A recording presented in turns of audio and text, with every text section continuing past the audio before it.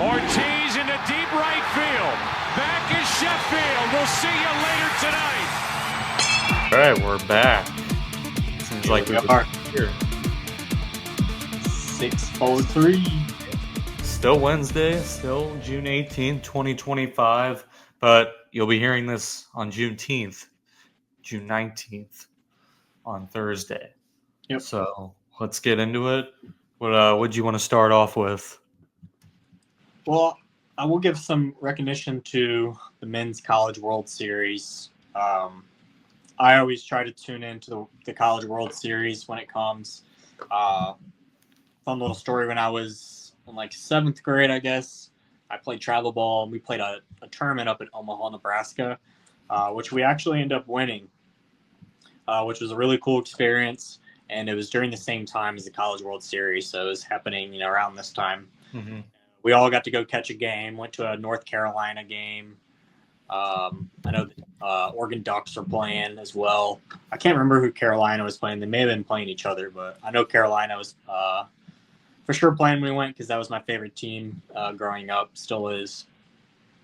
But yeah, man, there's been some studs out there. I think some people are raising their stock draft value. I don't know if you got to catch any on Arkansas's pitcher, Gage Wood, but he threw, I think, only the 3rd no-hitter of College World Series history, 119 pitches. The guy was just completely dominant, man. And he struck out a lot. Yeah, he did. I was trying to see 19. Wasn't it? Yeah, I was going to say 17 or 19, something like that. Yeah, so it was the first one in 65 years. So that's a performance right there. Gage Wood, man, that guy is special. He will definitely be drafted after that performance. There's no doubt about it. I hope to see him in the draft. But who's left? I'll go ahead and name the final 4 right now. And that's Coastal Carolina and Louisville. They played tonight they played today, actually. I didn't see what the score was. I didn't know. I'll try to get that pulled up. I thought they were both playing tonight, but LSU and Arkansas also play each other. And I believe that is currently going on, because I know Paul Skeens is at the game. There's multiple postponed games today. I don't know if you noticed that for baseball. I know the Cardinals White Sox game postponed. Tigers Pirates. Yeah. So yeah, it's if you haven't been tuning into the College World Series, maybe just give it a shot, because it is really exciting, man. It's just a different type of energy right now, and especially with these final teams. And LSU, they always got a stud baseball team. So I was trying to get the Coastal Carolina game pulled up real quick, because I didn't know they played this early. But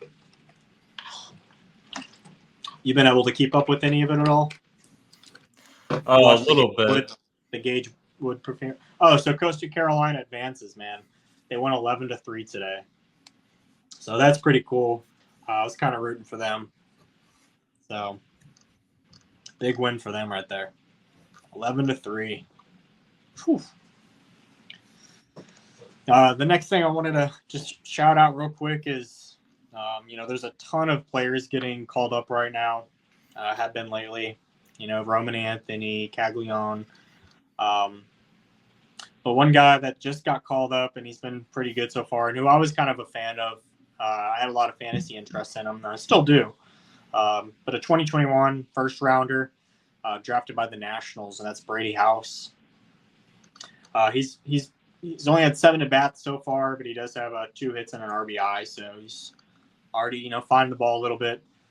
But his minor league stats, he was hitting .304 this season, slugging .519, .872 OPS. But his career stats for over 1,300 at-bats, he's a .280 hitter, .338 OBP, .453 slug, and a .791 OPS. So some respectable numbers there. He never did hit over 20 home runs. He did hit 19 one year. but he also never had over 500 at bats. So just a little shout out to Brady House getting his call. I always like watching the videos of the parents' reaction and the families at the game, and I think that's just such a cool thing to see. Like the tears in all their families' eyes, and when they get their first hit, it's always something special to watch. So, big guy though, 6'4", 208, probably weighs more than that. But yeah, Brady House. Love it. Maybe Rob uses his last move of the season on Brady House. Does he only have one more? Yeah, he only has one more. Oof. That's rough. What else did you have, Luke? Yeah, there was some drama between 4 different teams going on the past week. Yep. We got the Brewers, Cardinals, and then Padres and Dodgers. I guess we'll go ahead and get started on the Cardinals and Brewers first over the weekend. Yeah. I don't know, it was kind of silly in my opinion, but Yeah. basically, I think it was Caleb Durbin was running to first base, and Contreras still, getting used to the position and everything. I guess when he caught the ball, kind of backed up a little bit, and Caleb Durbin ran into him and fell down. I don't really think he really said much. It was actually from the dugout was where Contreras was hearing most of the chirping, specifically with Rhys Hoskins. So I guess they kind of got into it, and then either later that game or the next game, I think it was that same game, Contreras got hit, and he gave the ball back to the pitcher. Yeah. And then he had a home run. He had a home run in the 9th inning, and then his brother hit one in the bottom of the 9th. Yeah. And after the game, Contreras had this to say, and you guys can read it if you want. Talking about Rhys Hoskins. It's not the first altercation Rhys Hoskins has gotten. Actually, pretty much the same insult, if I'm not mistaken, by Jeff McNeil last year. Yeah, he seems so. We know Wilson Contreras, especially as Cardinal fans, and he plays with a lot of emotion. And he's somebody you don't want to mess with, in my opinion. Like, if you want to start, if you're looking for trouble, then Wilson Contreras is the one to mess with. Rhys Hoskins, he's also a guy that seems to get into it with a lot of people. So there's kind of like a perfect matchup of two hotheads in a way. But yeah, there's some drama there. Wilson Contreras hit that home run and turned around and looked back at the dugout in his trot. And that's Wilson Contreras, though. So if you don't like it, I guess you got to do something about it. But Hoskins didn't do anything. Just talked a little bit. That's why I dropped him in fantasy. He just wasn't doing much. Yep. So we'll kind of, I guess, see how that goes forward. Yeah. Cardinals and Brewers. The other one, this one, the Dodgers and Padres have kind of had this. Dodgers don't really call it a rivalry because they have the Giants, which that definitely is a rivalry, Dodgers Giants. But yeah, they like to call the Padres the Dodgers' little brother. Yeah.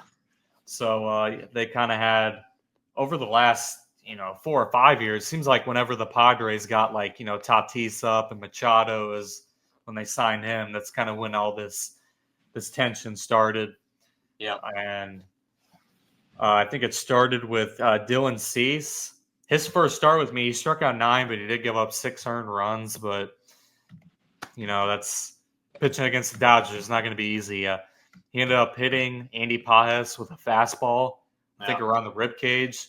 I don't think it was on purpose. Dylan Cease doesn't really seem like the type of pitcher to be hitting people on purpose. No. It seems like he pitches with a little bit more class than that. And Pages kind of got fired up like it was on purpose.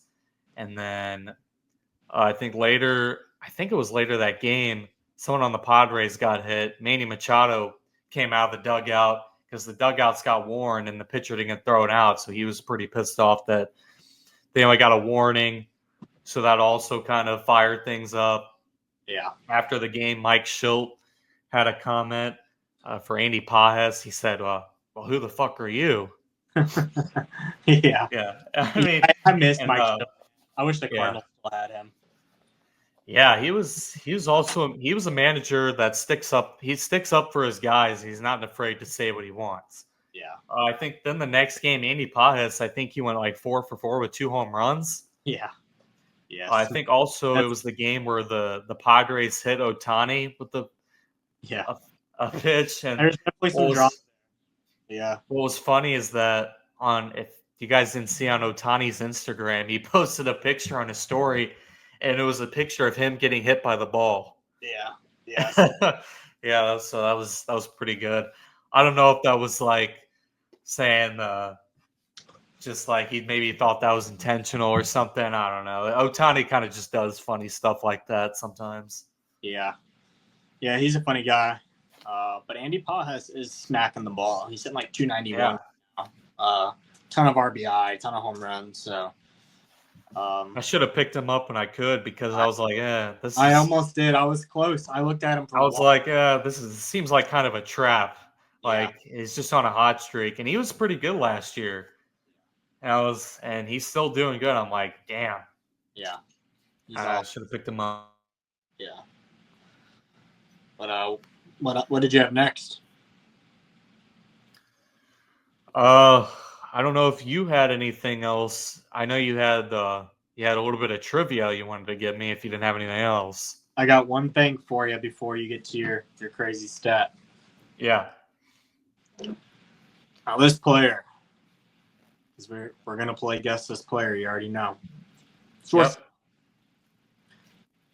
Drafted, or he made his debut in 2002, in July of 2002.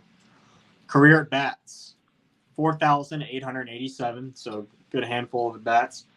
683 runs, 1,355 hits, 77 home runs, 55 stolen bases. He hit 277 with a 341 OBP and a 729 OPS. So, I'd say above average. Wasn't a big home run guy, but he was a good on-base guy. Made his debut with the Mets in 2002. He also played for Oakland in 2004 to 2005. Actually, 2004 to 2007. Played for Toronto 2008, 2009. Played with Boston from 2010. Marco Scutaro. Scutaro. Yep.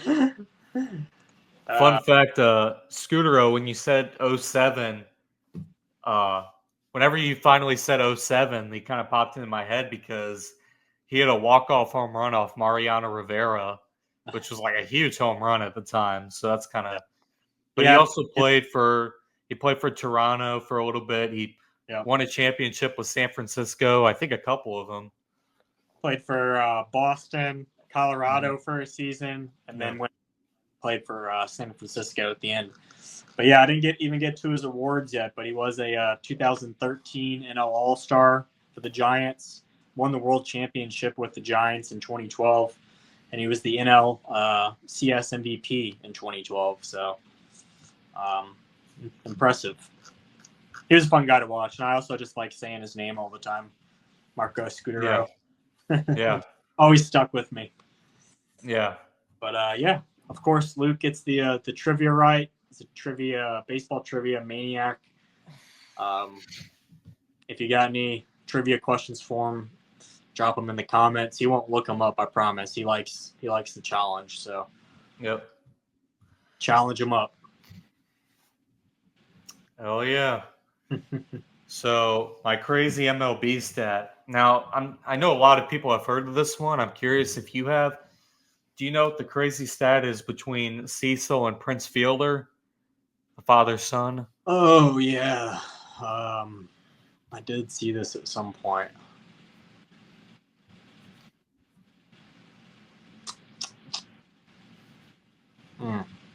I'm not going to be able to guess it. What is it? So they both ended their career with 319 home runs. Yeah, that's all right. Which is crazy to think about, having a father and son to both hit that many home runs end at the same amount is just crazy. And not only that, so they're also the only 2 players in history to have ended on 319 home runs. Oh, nice. So not only did they both do that, they're the only players. Yeah, that's to pretty do cool. that. I didn't know that part, but once you said that, I remember having the same exact, and I always thought that was pretty cool. Yep. Well, Luke. Yep. Pete Armstrong MVP. Maybe Rafael Devers. Oof. NL MVP, maybe. I don't know. Ohtani's pretty good though. I gotta say. Yeah. Yeah, he is. Hey, I think we get a photo too of Ryan O'Hearn. I think he's thankful that yeah. Here it is, actually, real quick. Forgot about that.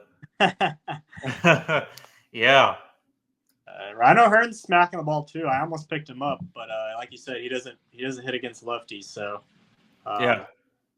makes it a little bit hard for fantasy. But yeah, he's having a great season. Luke, 6-4-3. I think that's all we got.